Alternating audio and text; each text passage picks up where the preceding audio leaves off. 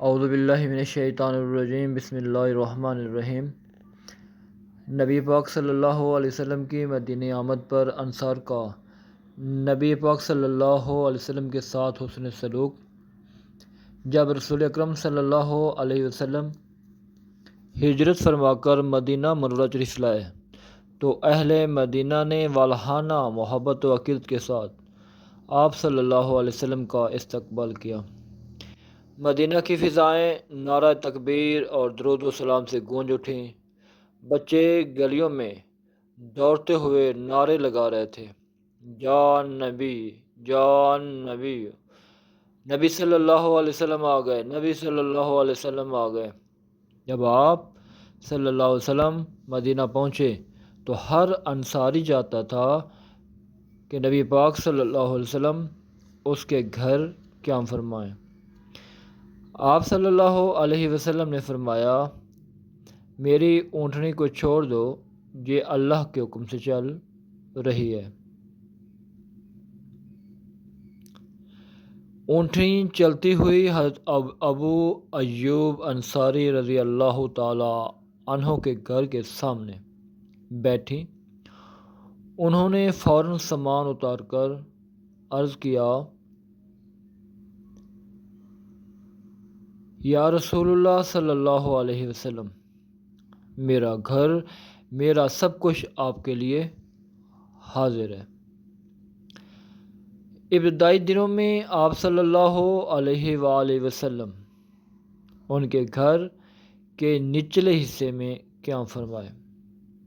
حضرت ابو ایوب انصاری رضی اللہ تعالیٰ عنہ اپنی بیوی کے ساتھ اوپر رہتے تھے، مگر انہیں یہ گوارا نہیں تھا کہ نبی پاک صلی اللہ علیہ وسلم نیچے ہوں اور وہ اوپر۔ انہوں نے عرض کیا، یا رسول اللہ صلی اللہ علیہ وآلہ وسلم، ہمیں یہ مناسب نہیں لگتا کہ ہم آپ صلی اللہ علیہ وسلم کے اوپر رہیں۔ تو آپ صلی اللہ علیہ وسلم نے ان کی محبت کو دیکھ کر اوپر کا حصہ اختیار کر لیا۔ مدینہ پہنچنے کے بعد مہاجرین کے پاس کچھ نہیں تھا۔ انصار نے کہا، یا رسول اللہ صلی اللہ علیہ وسلم، ہمارے دو باغ ہیں، ہمارے دو گھر ہیں، ہم اپنے بھائیوں کو آدھا آدھا دے دیتے ہیں۔ لیکن مہاجرین نے کہا، ہم آپ کے محنت کے شریک بننا چاہتے ہیں، صدقہ نہیں لینا چاہتے۔ یہی وہ موقع تھا جب قرآن نے انصار کی تعریف میں فرمایا، وَيُؤْثِرُونَ عَلَىٰ أَنفُسِهِمْ وَلَوْ كَانَ بِهِمْ خَصَاصَةٌ، وہ دوسروں کو اپنے اوپر ترجیح دیتے ہیں اگرچہ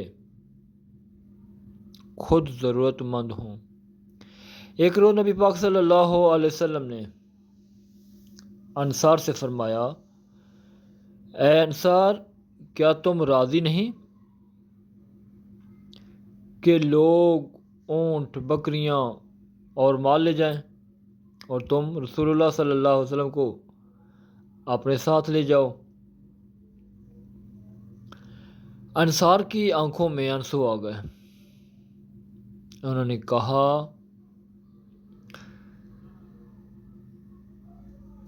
یا رسول اللہ صلی اللہ علیہ وآلہ وسلم، ہمیں آپ صلی اللہ علیہ وسلم کی ذات سے زیادہ کسی چیز کی ضرورت نہیں۔ آپ صلی اللہ علیہ وسلم نے فرمایا، تم میرے بعد بھی میرے ساتھی رہو گے۔ مدینہ کی سرزمین نبی پاک صلی اللہ علیہ وسلم کی آمد سے ایمان و محبت کا مرکز بن گئی۔ انصار کا یہ حسن سلوک اور قربانی صرف تاریخ نہیں بلکہ ایک سبق ہے۔